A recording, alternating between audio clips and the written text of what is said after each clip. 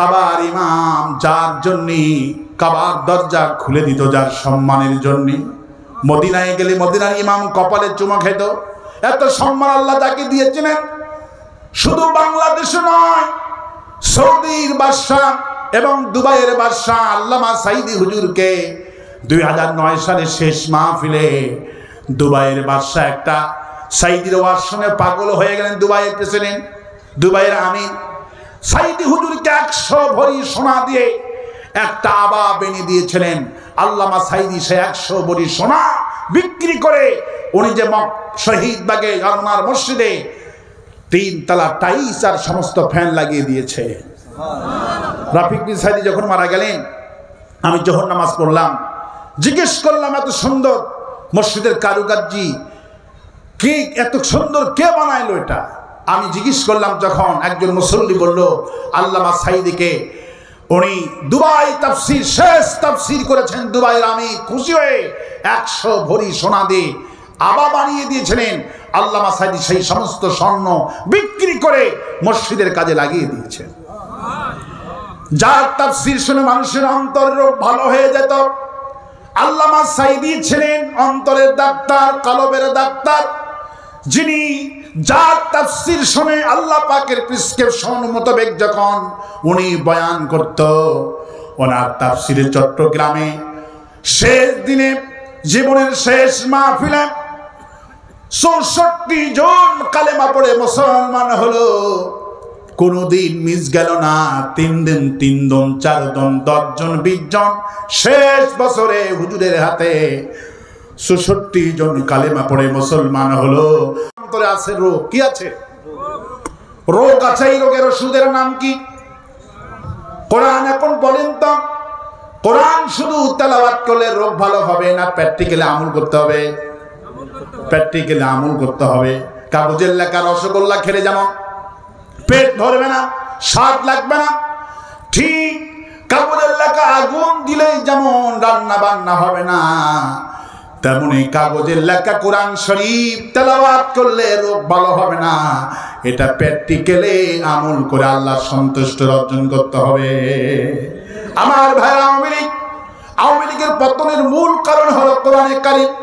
قال رسول الله صلى الله عليه وسلم ان الله يرفع بهذا الكتاب।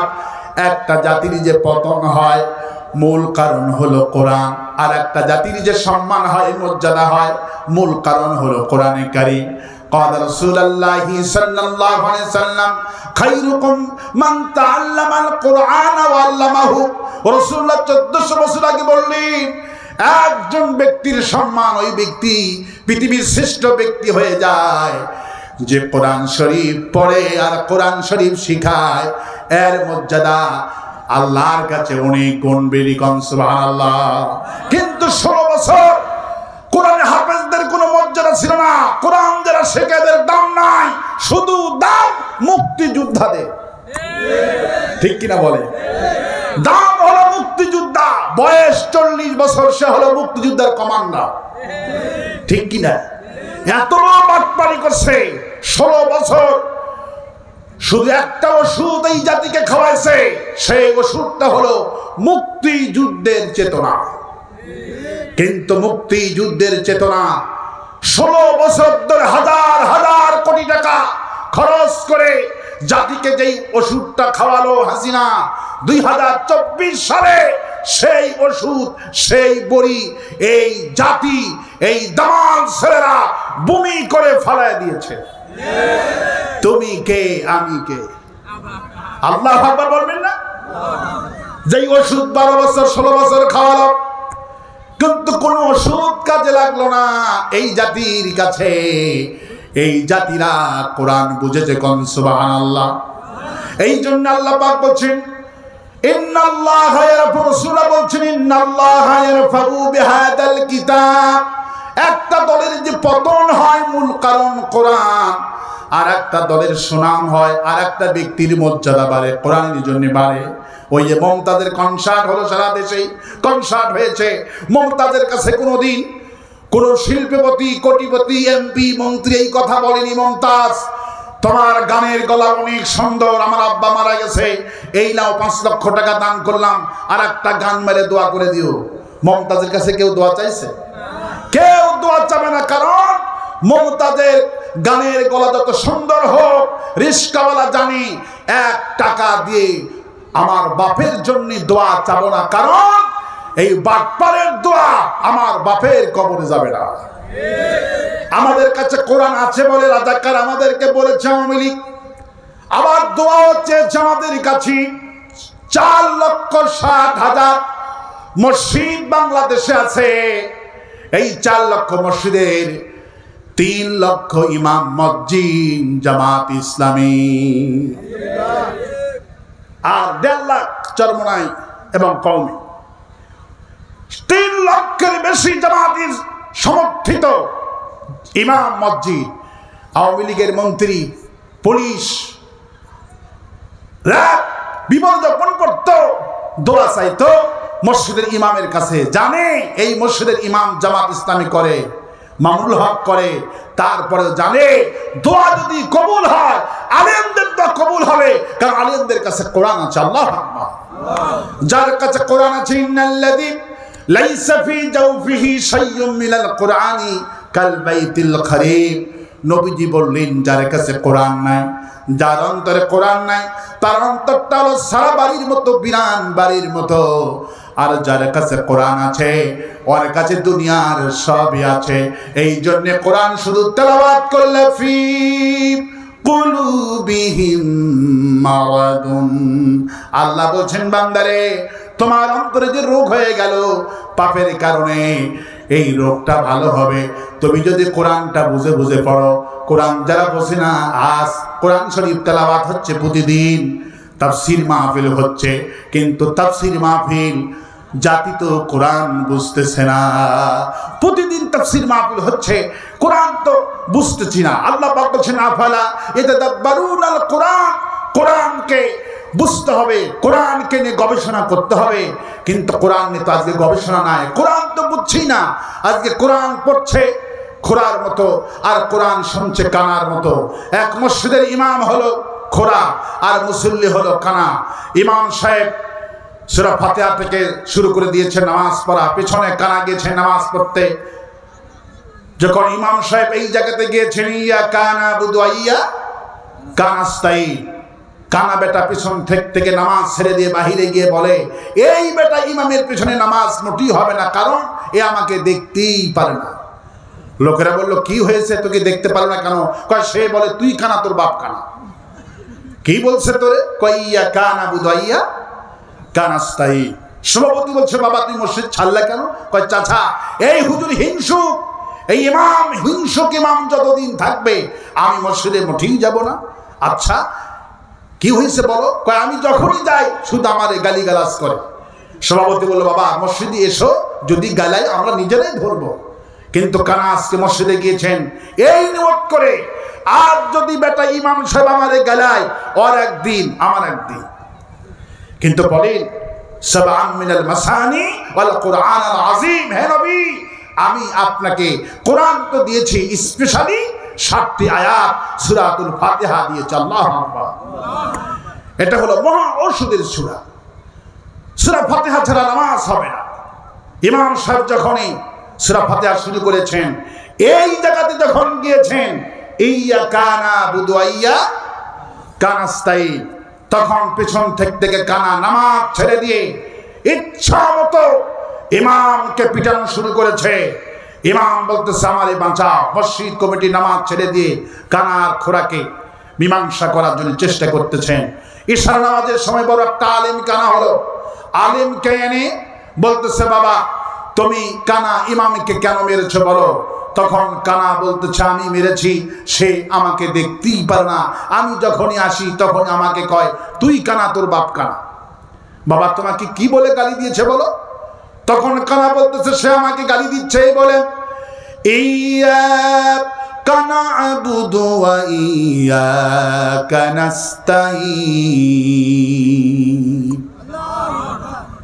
অর্থ হলো, হায় আল্লাহ আমি তোমার কেবলমাত্র তোমারই গোলামি করি আর তোমার কাছে সাহায্য চাই। অর্থটা হলো এটা, কিন্তু কানা তো কোরআন বোঝেনি। আল্লাহ বলছেন বলো কেবলমাত্র তোমার গোলামি করি আর তোমার সাহায্য চাই, কিন্তু কানা বুঝেছে নাকি? কানা বুঝেনি, কানা মনে করছে তুই কানা, তো বাপ কানা। ইমামকে জিজ্ঞেস করছে, ইমাম তুমি কেন গালিগালাজ করছো বলো? ইমাম তখন বলতেছে আমার কি দোষ, আল্লাহ নিজেই কানাকে দেখতে পারে না। আচ্ছা বলি, এই বেটা ইমাম কি নিজে কোরআন বুঝছে? যেই বেটা ইমাম সেও বুঝে নাই, যেই কানাটা কোরআন শুনতে গেছি কানাটাও কোরআন শোনে নাই, বোঝে নাই। আজকে আমার দেশের অবস্থা হলো তাই। আওয়ামী লীগ কোরআন পড়েছে যেইভাবে, কোরআন যদি বুঝতো, কোরআনের তাফসীর কারো 1 সেকেন্ডের জন্য জেলখানায় থাকতো না। হিন্দু সাইদি হুজুরকে চিনতে পারলেন, খ্রিস্টান চিনতে পারলেন, ইহুদি চিনতে পারলেন। কাবার ইমাম যার জন্য কাবার দরজা খুলে দিত, যার সম্মানের জন্য, মদিনায় গেলে মদিনার ইমাম কপালে চুমা খেত। এত সম্মান আল্লাহ তাকে দিয়েছিলেন। শুধু বাংলাদেশে নয়, সৌদির বাদশা এবং দুবাইয়ের বাদশা আল্লামা সাইদি হুজুরকে 2009 সালে শেষ মাহফিলে দুবাইয়ের বাদশা একটা সাইদির ওয়াজ শুনে পাগল হয়ে গেলেন। দুবাইয়ের প্রেসিডেন্ট, দুবাইয়ের আমির সাইদি হুজুরকে 100 ভরি সোনা দিয়ে একটা আবা বেনি দিয়েছিলেন। আল্লামা সাইদি সে 100 ভরি সোনা বিক্রি করে উনি যে শহীদ বাগে আনোয়ার মসজিদে 3 তলা টাইলস আর সমস্ত ফ্যান লাগিয়ে দিয়েছে। রাফিক বিন সাইদি যখন মারা গেলেন, আমি যখন নামাজ পড়লাম জিজ্ঞেস করলাম এত সুন্দর মসজিদের কারুকার্যি কে, এত সুন্দর কে বানাইলো এটা? আমি জিজ্ঞেস করলাম যখন, একজন মুসল্লি বলল আল্লামা সাইদিকে উনি দুবাই তাফসীর শেষ তাফসীর করেছেন। দুবাইয়ের আমি খুশি হয়ে 100 ভরি সোনা দিয়ে আবা বানিয়ে দিয়েছিলেন। আল্লামা সাইদি সেই সমস্ত স্বর্ণ বিক্রি করে মসজিদের কাজে লাগিয়ে দিয়েছেন। যার তাফসীর শুনে মানুষের অন্তরের রোগ ভালো হয়ে যেত। আল্লামা সাইদি ছিলেন অন্তরের ডাক্তার, কলবের ডাক্তার, যিনি যার তাফসীর শুনে আল্লাহ পাকের প্রেসক্রিপশন মোতাবেক যখন উনি বয়ান করত, ওনার তাফসীরে চট্টগ্রামে শেষ দিনে জীবনের শেষ মাহফিলে 64 জন কালেমা পড়ে মুসলমান হলো। কোনদিন মিস গেল না 3 দিন 3 জন 4 জন 10 জন 20 জন, শেষ বছরে হুজুরের হাতে 64 জন কালেমা পড়ে মুসলমান হলো। কারণ সাইদি হুজুর এই জাতিকে একটা ওয়াজ করেছেন, ফি কুলুবিহিম মারাদুন। আল্লাহ বলেছেন বান্দারে তোমাদের অন্তরে রোগ হয়ে গেছে, আর এই রোগের ওষুধ আমি আল্লাহ কোরআন দিয়ে দিলাম। ওয়া নুনাজ্জিলু মিনাল কুরআনি মা হুয়া শিফাউন ওয়া রাহমাতুল লিল মুমিনিন। এই কোরআন শরীফকে আমি আল্লাহ কেবলমাত্র যারা কোরআন শরীফ বিশ্বাস করে, কোরআনের শাসন যারা চায়, এদের জন্য এই কোরআনকে অন্তরের ওষুধ হিসাবে সাফা বানিয়ে দিয়েছি। কিন্তু কোরআন পড়ল, কোরআনের শাসন ছিল না। হুজুর বললেন মুনাফিকদের রোগ কোনোদিন ভালো হবে না, জালেমদের রোগ কোনোদিন ভালো হবে না। জালেমরা কোরআন পড়ে কোরআনের বিরুদ্ধে মামলা লাগায়। জামাত ইসলামীকে 1 তারিখ ওরা ব্যান করলো। রাসূল করিম সাল্লাল্লাহু আলাইহি সাল্লামের দলটাকে 1 তারিখে ব্যান করেছিল আবু জেহেলের প্রশাসন। রাসূলের মনটা খারাপ হয়ে গেল। আল্লাহ পাক বলছে হাবিব মন খারাপ করবেন না। ইউরিদুনা পড়েন, ইউরিদুনা লিউতফিউ নূরাল্লাহি বিআফওয়াহিহিম ওয়াল্লাহু মুতিম্মু নূরিহি ওয়ালাউ কারিহাল কাফিরুন। কাফেররা চেয়েছিল মুখের ফু দিয়ে তোমার আমার এই কোরআন কারীমকে নিবেদিতে, তোমার দলটাকে ব্যান করতে, কিন্তু মুতিম্মু নূরিহি, এটা আমার নূর। ওরা কোনোদিন পার্লামেন্ট আইন পাস করে এই দলটাকে ব্যান করতে পারবে না। এই জন্য বিশ্বকবি আল্লামা ইকবাল বললেন, সতীজা কা রহা হ্যায় আজল সে তাব ইমরোজ, সতীজা কা রহা হ্যায় अज़ल से ताब इमरोज, चिरागे मुस्तफा भी से शरारेबुल हबीब। সেই দিন থেকে আজ পর্যন্ত আবু জাহলের গোষ্ঠীরা কোরআনকে পৃথিবী থেকে মিটানোর চেষ্টা করেছে। কোরআন আজ টিকে আছে, ওরা নাই, ওরা দেশ থেকে পালাইছে। ইন্নাল্লাহা ইয়ারফাউ বিহাদাল কিতাব, একটা দলের যে পতন হয় মূল কারণ হলো কোরআন। আওয়ামী লীগ যদি কোরআন বিরোধী না হতো, সাইদি হুজুরকে যদি জেলে বন্দি না করতো, জামাত নেতাদের যদি ফাঁসি দিয়ে না মারতো, দেশ থেকে পালাতো না। ওদের পতনের মূল কারণ হলো রাসূলের হাদিস, ইন্নাল্লাহা ইয়ারফাউ বিহাদাল কিতাব। একটা দলের পতন হয়, মূল কারণ হলো কোরআন। ওরা কোরআন শরীফকে ব্যান করলো, কোরআনের দলকে 1 তারিখে ব্যান করলো, 5 তারিখে আল্লাহ ওদেরকে বিদায় করে দিয়েছে। বাপের পতন যেই মাসে, মেয়ের পতন সেই মাসে। আল্লাহু আকবার বলে। আমাদেরকে বিজয় কে দিয়েছেন?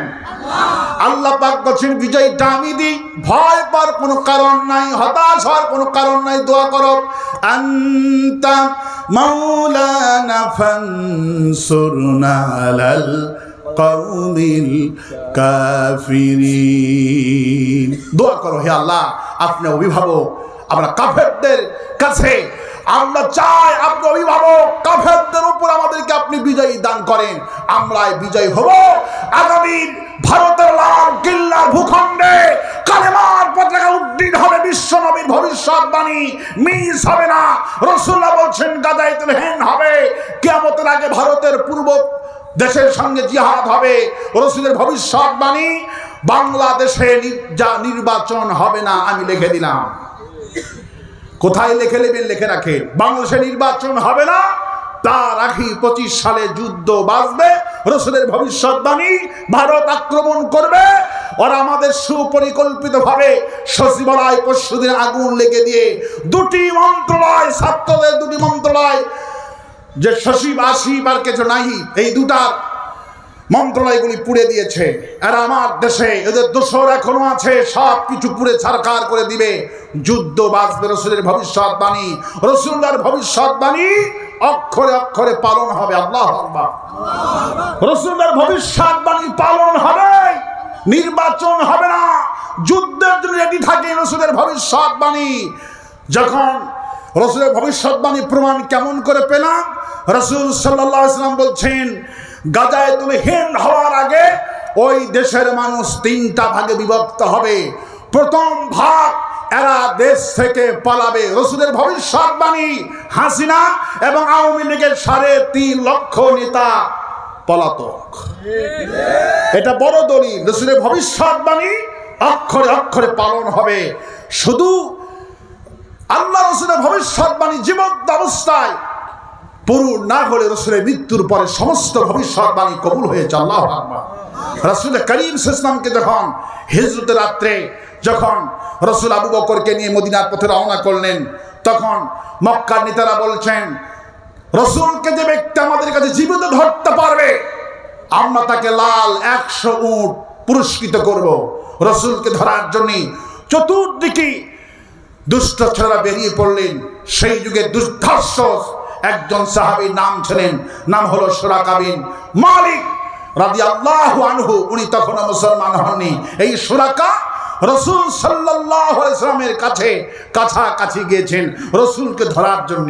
রাসূলকে যখন ধরবে, তার মধ্যে তার ঘোড়ার 2টি পা মাটির নিচে চলে গিয়েছেন। তখন সুরাকা রাসূলের কাছে ভুল স্বীকার করতে, হুজুর আমার ভুল হয়ে গেছে, আপনি আমাকে ক্ষমা করে দেন।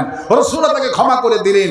সুরাকা যখন মুক্ত হয়ে রাস্তার মধ্যখানে যাচ্ছিল, সুরাকার মনে একটাই ধান্দা, 100 লাল উট। কয়টা? সারা যায় দেখে এইবার শ্বাস আবার রসুলকে ধরতে গিয়েছেন। এবার 4টি ঘোড়ার পা মাটির নিচে গেড়ে গিয়েছে। এবার সুরাকা বলতে, রসুল আপনি আমাকে বাঁচান, আমাকে বরদোয়া দেন না।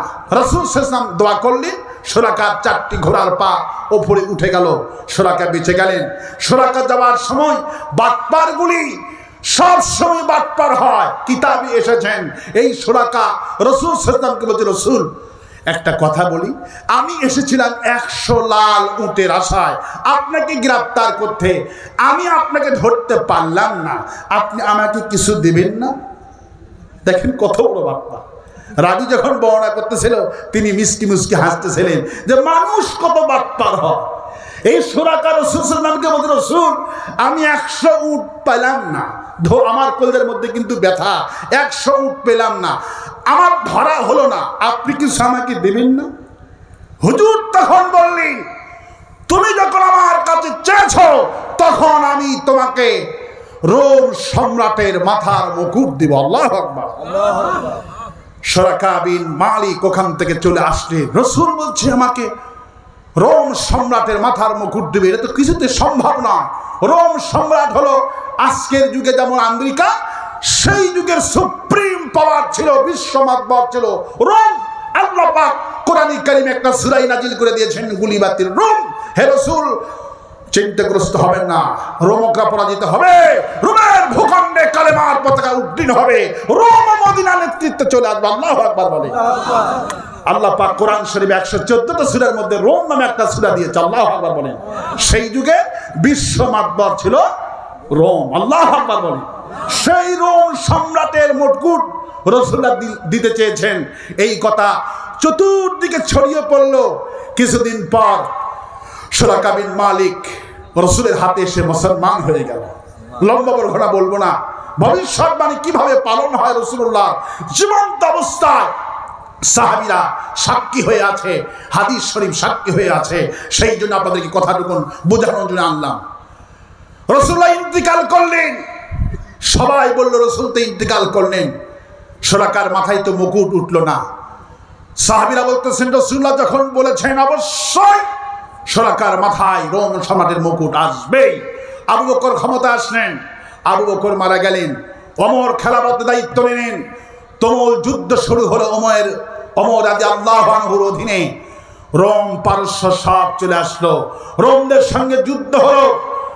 রোমের প্রেসিডেন্টের বাড়িতে যা ছিল সব ওমর রাদিয়াল্লাহু তাআলা আনহুর পায়ের নিচে সব রোম সম্রাটের সব কিছু এনে ওমর রাদিয়াল্লাহু আনহুর পায়ের নিচে রাখা হয়েছে। ওমর লক্ষ্য করে দেখলেন এই সবের মধ্যে সবচেয়ে দামি হলো রোম সম্রাটের মাথার মুকুট। ওমর রাদিয়াল্লাহু আনহু সেই দিন ছিলেন জুমার দিন সকালবেলা। ওমর বললেন সুরাকার বয়স হয়ে গেছে, জুমাতে আসতে পারেন না, সুরাকাকে খবর দাও সেজন্য আজকে হামাগুড়ি দিয়ে হলেও আজকে মসজিদ নববীতে জুমার নামাজ আদায় করে। ওমর রাদিয়াল্লাহু আনহু জুমার নামাজের পর সুরাকাকে কাছে নিলেন আর রোম সম্রাটের মাথার মুকুটটা নিয়ে ওমর রাদিয়াল্লাহু আনহু সুরাকার মাথায় পরিয়ে দিয়ে বলল, সুরাকা রাসূলুল্লাহ তোমাকে বলছিল না আমি তোমাকে রোম সম্রাটের মুকুট দিব, বিশ্ব নবীর ওয়াদা, এই নাও রোম সম্রাটের মাথার মুকুট তোমাকে আমি পরাইয়া দিলাম। রাসূল কারীম সাল্লাল্লাহু আলাইহি ওয়াসাল্লামের প্রত্যেকটি কথা, প্রত্যেকটি হাদিস ভবিষ্যৎবাণী অক্ষরে অক্ষরে পালন হবে। রাসূলুল্লাহ বলেছেন যে বাংলাদেশের কথা রাসূলুল্লাহ বলেছেন ভারতের পূর্বে দেশের সাথে যুদ্ধ হবে, সেই পূর্ব দেশ হলাম বাংলাদেশ। রাসূলুল্লাহ বলেছেন যখন দেখবা একটা দল বাংলাদেশ থেকে পালাবে তখন বলবা এই যুদ্ধ বেজে যাবে। কারণ ভারতের পুঁজি ছিল আওয়ামী লীগ, ভারতের পুঁজি ছিল হাসিনা। তাদের ব্যবসা যখন হলো না, রাসূল বলছেন আর একটা দল ঘাপটি মেরে বসে থাকবে, ওরা ক্ষমতায় যাওয়ার জন্য পাগল হয়ে যাবে। খতিয়ে দেখেন পাগল হয়েছে না হয়নি। রাসূলের ভবিষ্যৎবাণী থেকে কাজী মুফতি ইব্রাহিম কামালউদ্দিন জাফরি, আমার দেশের হাদিস বিজ্ঞানী বলা হয় উপমহাদেশের হাদিস বিজ্ঞানী মুফতি কাজী ইব্রাহিম, যিনি 27 দিনে কোরআন মুখস্থ করেছে। এই কাজী মুফতি ইব্রাহিম উপমহাদেশের মধ্যে সবচেয়ে হাদিস বিজ্ঞানী, মুসলমান বিজ্ঞানী। ওনার কথাগুলি শুনবেন, প্রত্যেকটি কথার ওজন আকাশ মাপলে যা হবে। মুফতি কাজী ইব্রাহিমের এক একটা কথার ওজন এত বড়। উনি বলেছেন যে 2025 সালে ভারতের সেই হিন্দুস্তানের যুদ্ধের ওসরে ভবিষ্যৎবাণী এটাই ঘটবে, দেশে নির্বাচন হবে না, কিছুই হবে না। জিহাদি তামান্না নিয়ে ময়দানে ঝাঁপিয়ে পড়ুন। রাসূলুল্লাহ বলছেন, আল জাহিদুল মুশরিকিনা বিআমওয়ালিকুম ওয়া আনফুসিকুম ওয়া আলসিনাতিকুম। ভারতের মুশরিকদের বিরুদ্ধে জান দিয়ে, মাল দিয়ে, ওয়া আলসিনাতিকুম বলা হয়েছে। এই জবান দিয়ে ভারতের বিরুদ্ধে, হিন্দুস্তানের বিরুদ্ধে জিহাদে অংশগ্রহণ করতে হবে। বসে থাকা চলবে না। ব্যবসা করেন, বাণিজ্য করেন, এই জবান দিয়ে জিহাদ করতে হবে। হিন্দুস্তানের বিরুদ্ধে কথা বলতে হবে, তাদেরকে আল্লাহ জিহাদের সওয়াব আমলনামা দিয়ে দিবে। শুধু জান আর মাল দিলে হবে না, এই জবান দিয়ে জিহাদ করতে হবে। রাসূল বলছেন, সেই পর্যন্ত আল্লাহ যদি আমাকে হায়াত দিতেন, আমি সেই যুদ্ধে অংশগ্রহণ করতাম। এই যুদ্ধ যারা শহীদ হবে, কোনো হিসাব হবে না, বিনা হিসাবে আল্লাহ জান্নাত দিয়ে দিবে। এই দেশের একটা হবে মুনাফিক, চুপ করে বসে থাকবে ক্ষমতা যাওয়ার জন্য, আর এক দল দেশ থেকে পালাবে। আর একটা দল হবে উলামাদের দল। ইন্নামা ইয়াখশাল্লাহা মিন ইবাদিহিল উলামা। রাসূলুল্লাহ বলেছেন, আল্লাহ পাক সার্টিফিকেট দিচ্ছেন, আমাকে সবচেয়ে বেশি ভয় করে আলেম ওলামা।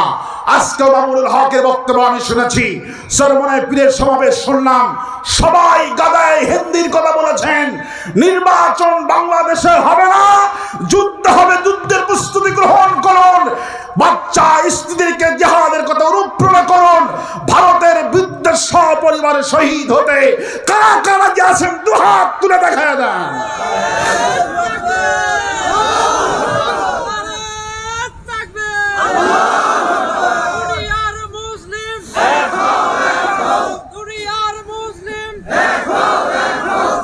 এই জিহাদে আমরাই বিজয় হব। আল্লাহু আকবার বলে, বিজয় আমাদের হবে, আমরাই বিজয় হব। আল্লাহু আকবার বলে।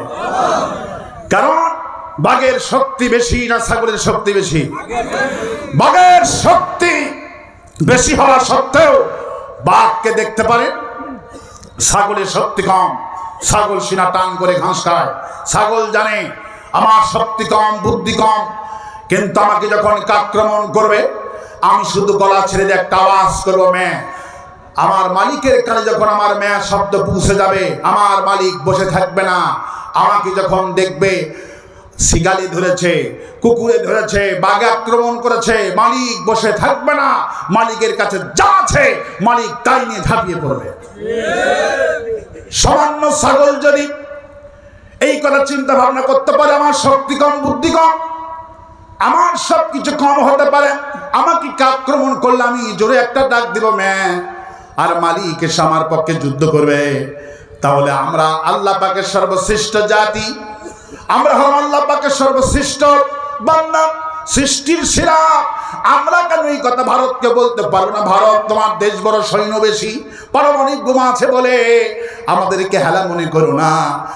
আমরা যখন বিপদে পড়ব, আমরা আমাদের মালিককে ডাক দিব, আল্লাহু লা, পড়েন, আল্লাহু লা ইলাহা ইল্লা হুয়াল হাইয়ুল কাইয়্যুম।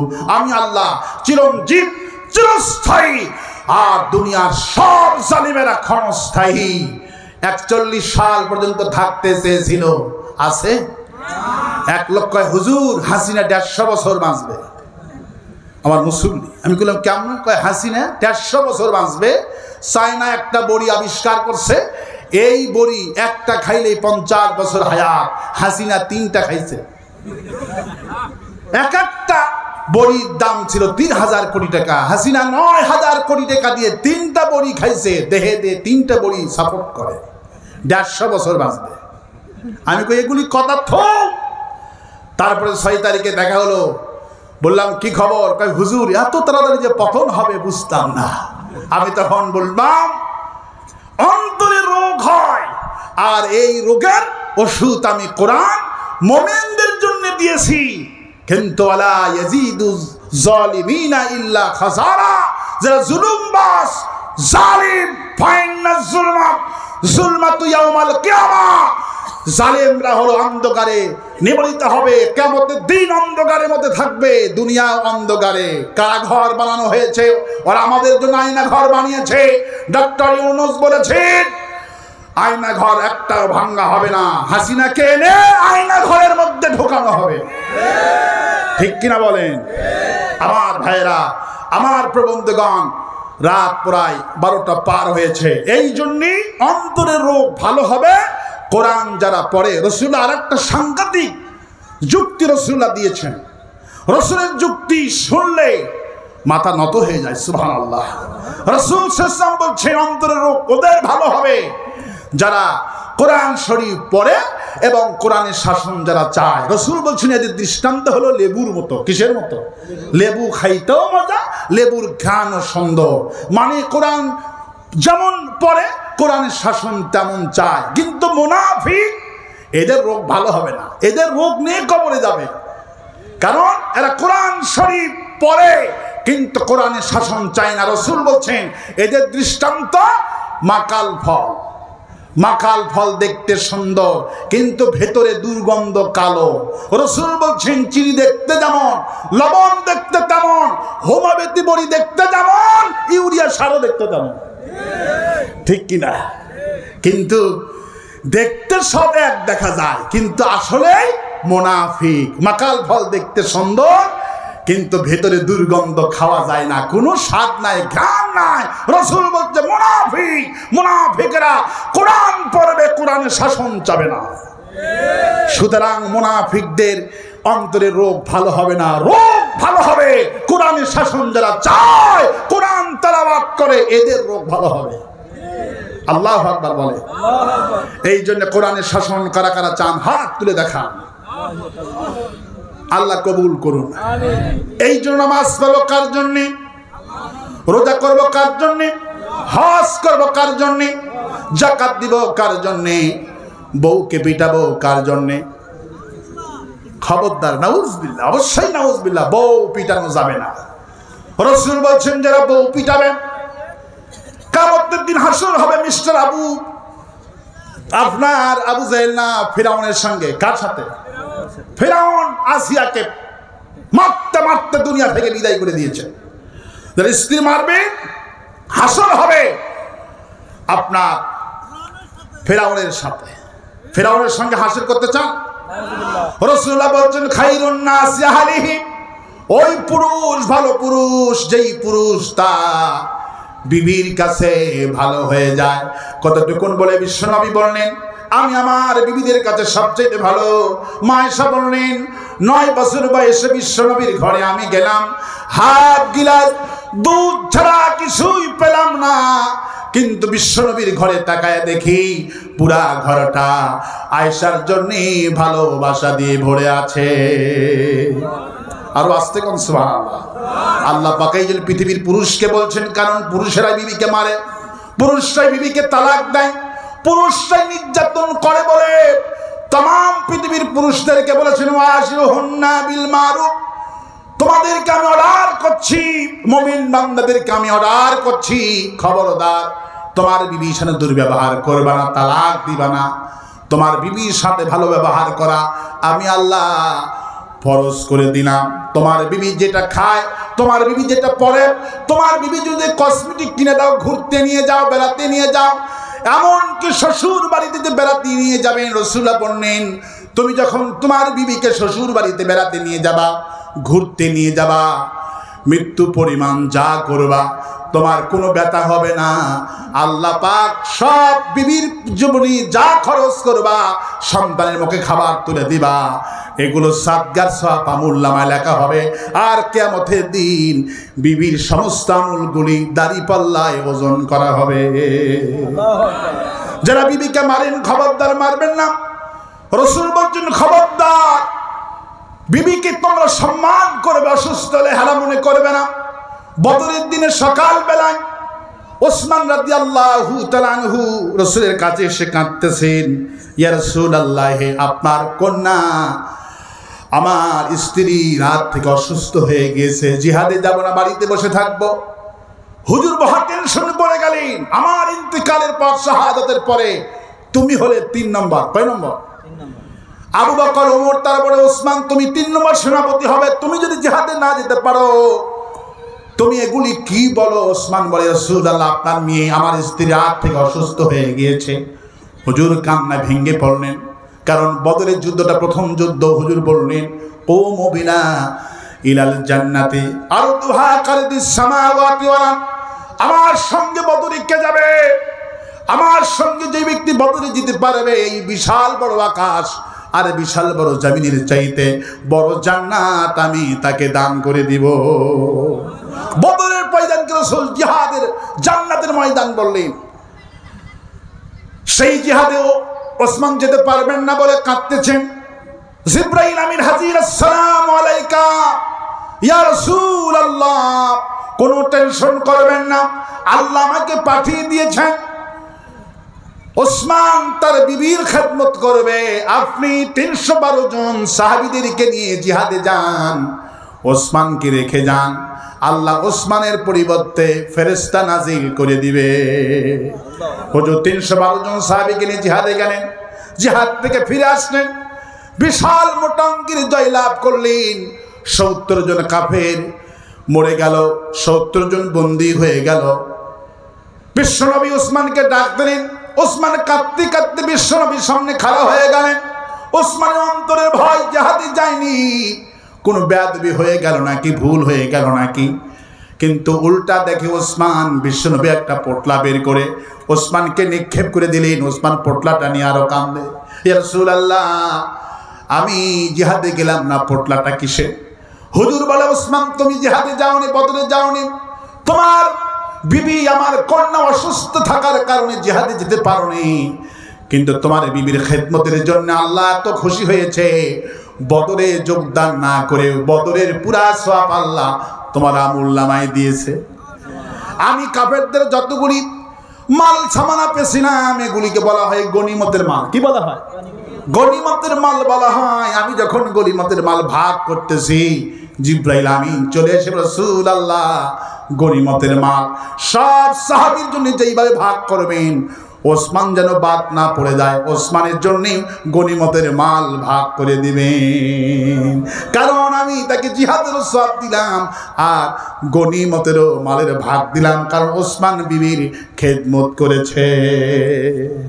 বিবির খেদমত করবে, কারণ বিবি হলো আপনার পোশাক।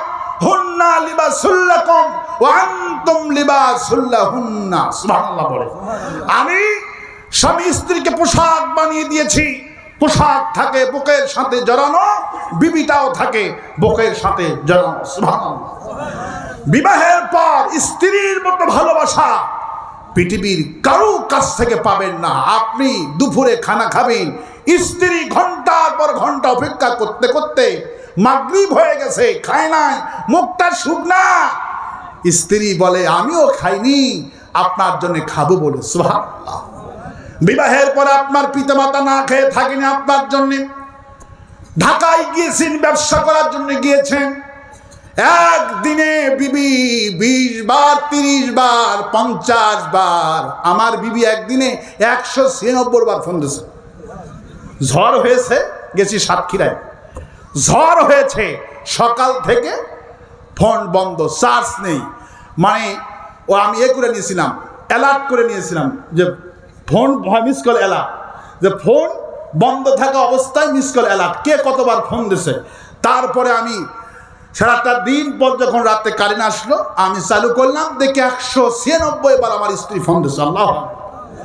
আমার মা একবারও ফোন দেয়নি, আমার ভাই একবারও ফোন দেয়নি।